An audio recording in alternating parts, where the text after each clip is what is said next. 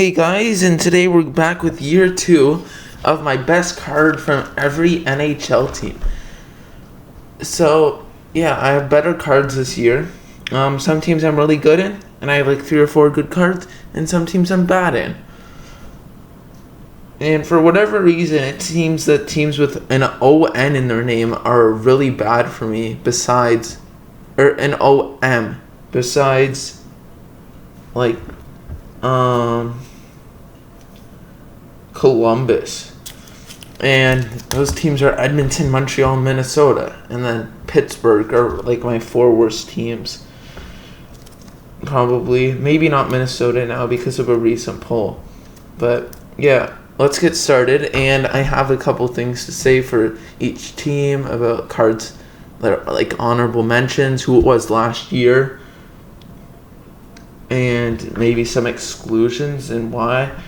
So yeah, it's gonna be whoever's pictured up with the team, and it's not really a problem now. It was before, but I realized a couple changes, so it's not really a problem now. So let's get started with Anaheim. And last year was a Marcus Pettersson Young Guns, which is really easy to top with one of my Trevor Zegras rookies. I chose what I think is the best one, which is the OPG Marquee rookie, because they're pretty short. It's like, I could have chosen the Parkhurst rookie. I don't think my rookie box set or OPG Glossy is as good, and there are more short prints in OPG than there are in Parkhurst, so it's harder to get, I think. So yeah, that's probably like $5 to $10, but it's better than Marcus Pettersson Young Guns. And then for Arizona, it's the same card as it was last year, which is the Barrett Hayden Young Guns Canvas. This is like my only good Arizona card besides who is it? Christian Dvorak, OPG Retro Black Border from 2020 to 2021. And I also have an Ivan Prusvetov Young Guns, but that's not any good. And for Boston, last year was a Connor Clifton Young Guns. This year it's a big improvement, which is the Jeremy Swayman Young Guns. I pulled that from a tin before. It's a very nice card. And the only other hockey card video I have later this month is a Fabro Pickups, because I'm replacing a hockey card video slot with my NHL regular season predictions. For Buffalo, it's the same card as it was last year, which is the franchise trios, I think. Dahlin, Eichel, and Olofsson. If I get Victor Olofsson's Young Guns, like if you didn't see my last pickup video, go check it out. I'm trying to get the 1920 Series 1 set. Once I get Olofsson, I think that will probably be better. Then for Calgary, it's also the same card as last year, which is the franchise duos of Johnny Gaudreau and Sean Monahan. I don't really have any good Calgary cards. I have like a Spencer Wu Young Guns, which is my first ever Young Guns, and an Adam Ruzicka, but besides that, I don't really have any good Calgary rookie cards. For Carolina, I think it's the same card as it was last year, which isn't that good, but it's a Morgan Geeky Canvas Young Guns. I just think that the Canvas Young Guns are rarer and more valuable than the Young Guns, so that's why I just put that one in. Hopefully I can get something good. There are no good Carolina Young Guns, though, in 1920 Series 1 that I can put over to this. I was considering doing my E2 Luo Sarandon Young Guns from 1920 Series 2 because it was pretty solid with Florida, but I think this is just more valuable. For Chicago, I was originally going to do my Pius Suter Young Guns, which is why I said it would be with the team pictured, because it shows him on Chicago. Or I could have done Pius Suter Retro Young Guns. I could have done my franchise duels, which of Kane and Taves, which that's what it was last year. I think. No, it still might have been the Pius Suter Young Guns last year, because I pulled it last July and I did my best card in September. And if I didn't do it, then I should have. And I chose this card because it's rare, which is a Troy Murray OPG Frank J. Selke Trophy patch. Pulled that from my first hobby box of OPG. Pretty solid. I forgot about a lot of good cards I had for OPG that I replaced later. For Colorado, last year was my franchise duos of McKinnon and Rantanen. And this year, I think I have a better card, which is the Alex Newhook Young Guns. pretty solid from 2020 to 2021 Series 2. I might, for birthday breaks, I might open some more Series 2. So in early October, I'll have a triple feature with my collection update, hockey card of the month, and showing some of the boxes I have for birthday breaks. It'll be a lot more fun this year. Last year, my best break was an extended blaster. Nothing's even going to be close to that bad. And for Columbus, you're wondering, oh, why don't you have the card of the month in the background? But now I do. It's the Liam Foudy auto. He's the card of the month. I didn't put it in because I had to show this.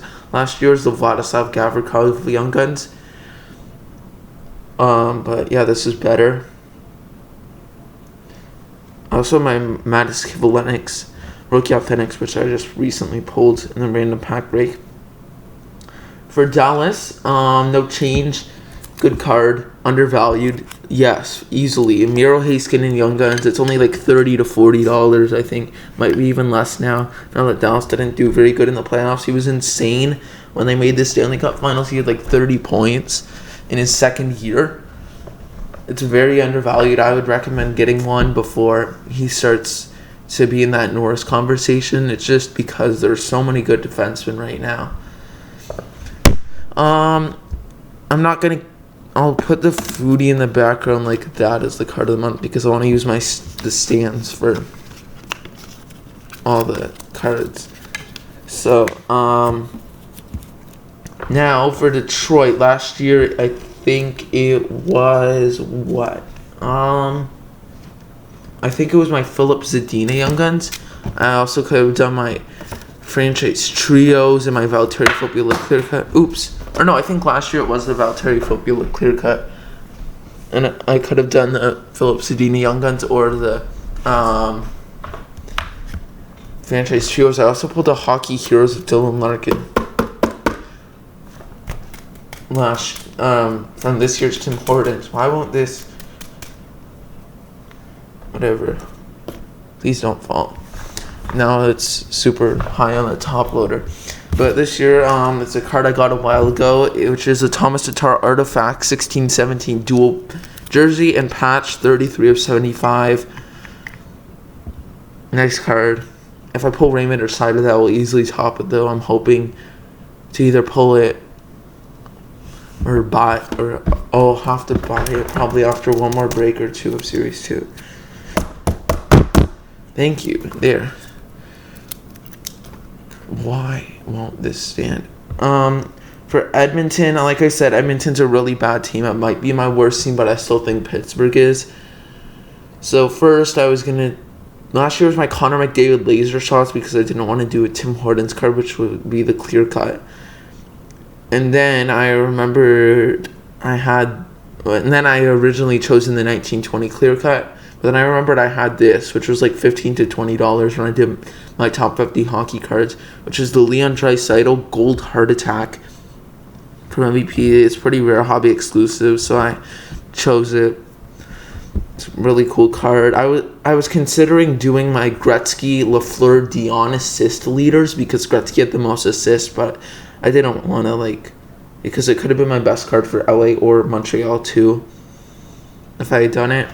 For Florida, last year I did a Carter Verhaeghe Young Guns and cheated on it has to be in the uniform team because I had nothing good for Florida whatsoever. I had the Mason Marchment Young Guns, but at that time it wasn't good.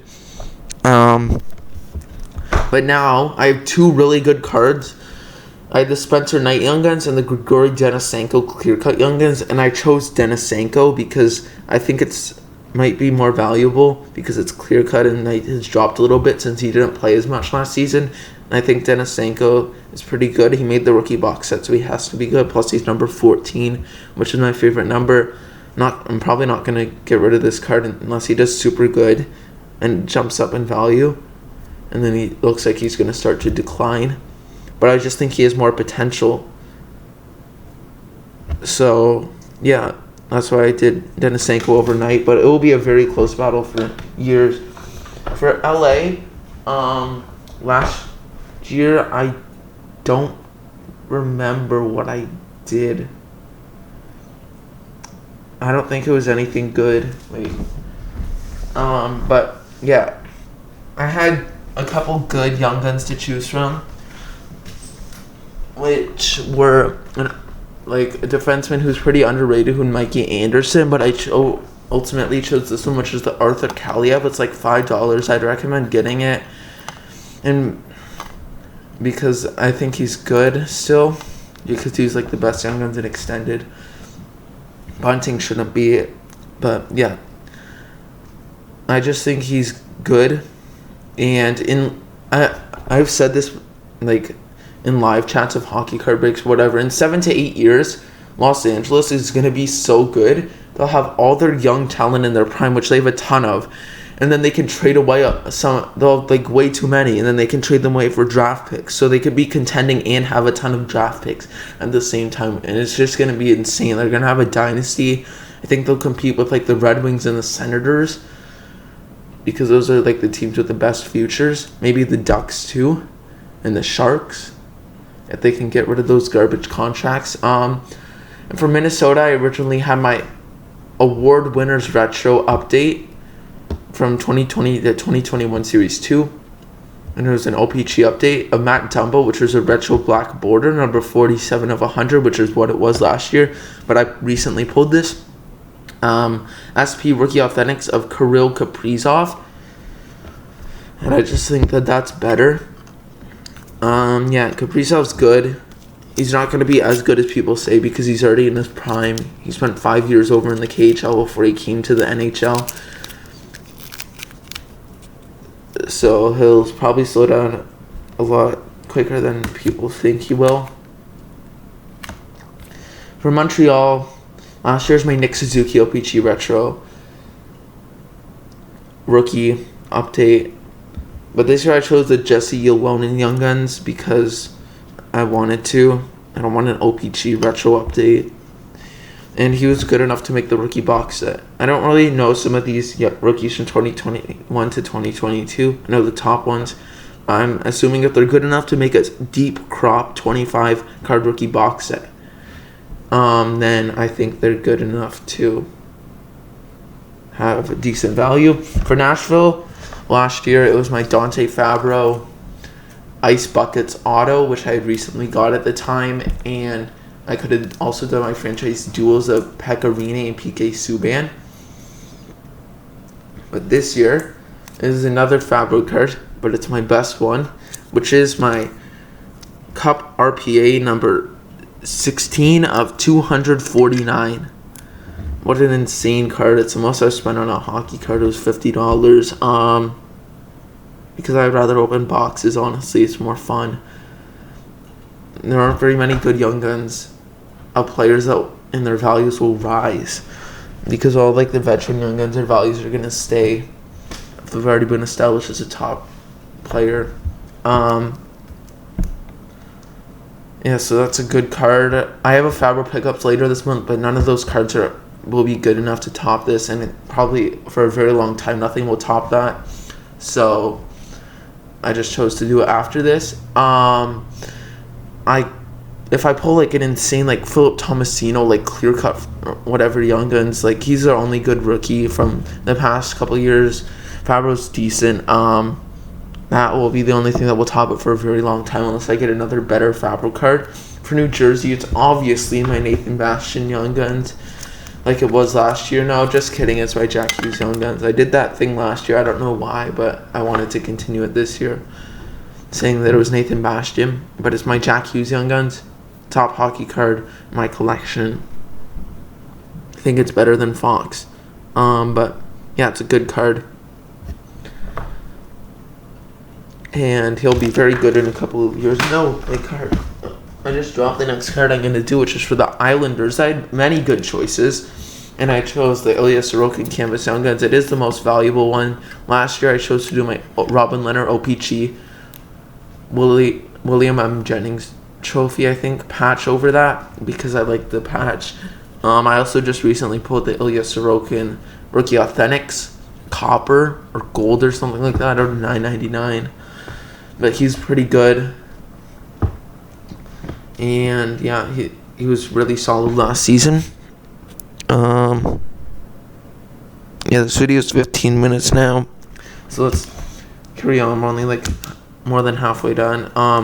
For the Rangers, it's obviously my Adam Fox Young Guns. Like, nothing will top that for a long time unless I pull a very good Lafreniere rookie or yeah, nothing will top that for a really long time.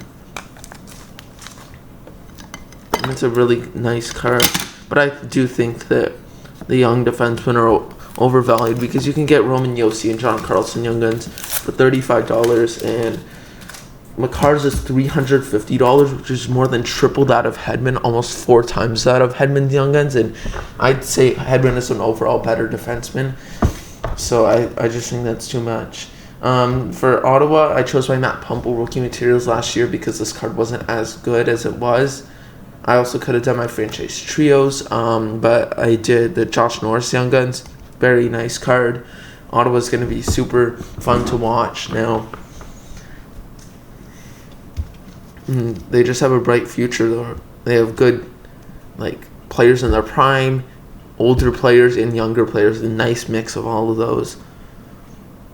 Their players in their prime are DeBrincat and Chabot, I think, and then their younger players are Norris, Stützle, Batherson, Kachuk, and then DeBrincat's their best older talent. For Philadelphia, I did my Joel Farabee Young Guns. I haven't looked on how this is doing, but I really have nothing to do besides this.